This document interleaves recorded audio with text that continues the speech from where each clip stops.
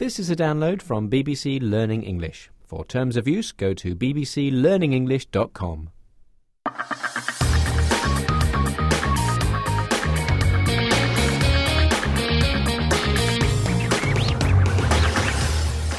This is 6 Minute English. I'm Yvonne Archer, and thanks to William Kramer for joining me again today. Hello, William. Hello, Yvonne.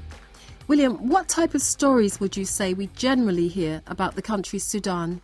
Not very positive stories. So we hear a lot of stories about the war and about refugees in Darfur. But not everyone in Sudan is involved in the conflict or the war.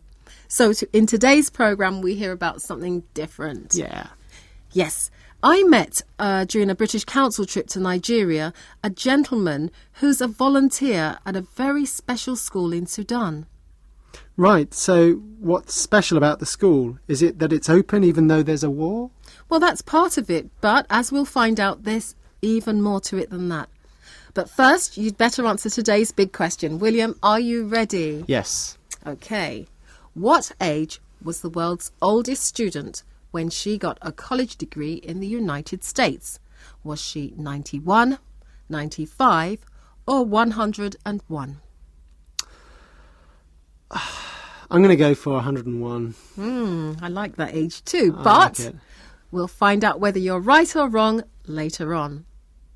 Now, following the signing of the Comprehensive Peace Agreement in Sudan, some ex-child soldiers, people who used to be soldiers when they were children, were disarmed. Their weapons were taken away so that they could become a part of society again, and this included going to school, something they hadn't done during the country's 21 years of war. Gosh.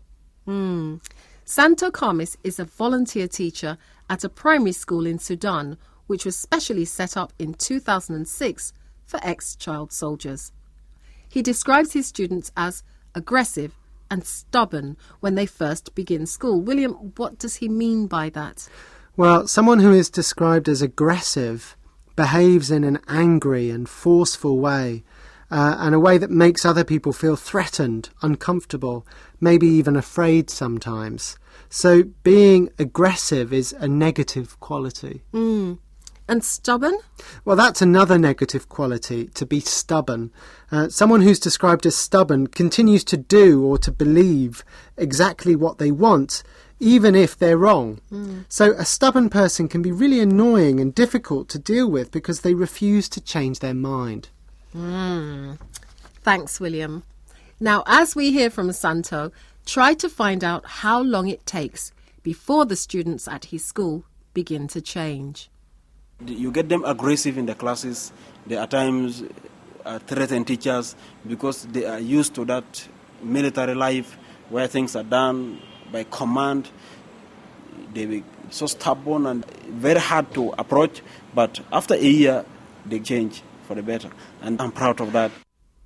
The students at Santo's school, who are between 25 and 40 years old, sometimes threaten the teachers if they don't get what they want. But how long does it usually take before students change for the better? Well, it only takes about a year, which isn't very long at all. So Santo is quite rightly proud of that. bbclearningenglish.com. Santo and the other teachers spend time talking with and questioning new students to help them. But they also talk about what students will learn, how going to school will help them become a part of society again and bring peace to Sudan. But they also talk about the great future students can have. And what subjects do they learn at the school, Yvonne? Santo told me that the students really enjoy history, geography and environmental studies. But learning languages, including English, really helps them to get jobs. Most of them get employed with the organizations as security guards. Others work in houses of the foreigners within the country as cleaners. Others work as messengers in offices.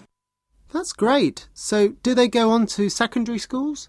Well, sadly, no, not at the moment, because they're too old to go to school with young people. But Santo and his friends and colleagues are trying to set up a special secondary school for them so that they can learn agriculture and become farmers. And of course, lots of them would like to go to university. So that's great, isn't it?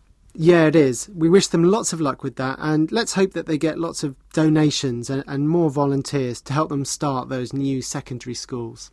Absolutely. But now it's time for the answer to today's big question. William, what age was the world's oldest student when she got a college degree in the United States? I said maybe 101. And you'd be really pushing it. She wasn't. She was 95, so Oh! still a good age, isn't it? Very good age, yeah. But that's all we've got time for on today's 6-Minute English. Join BBC Learning English again for more. Goodbye. Goodbye.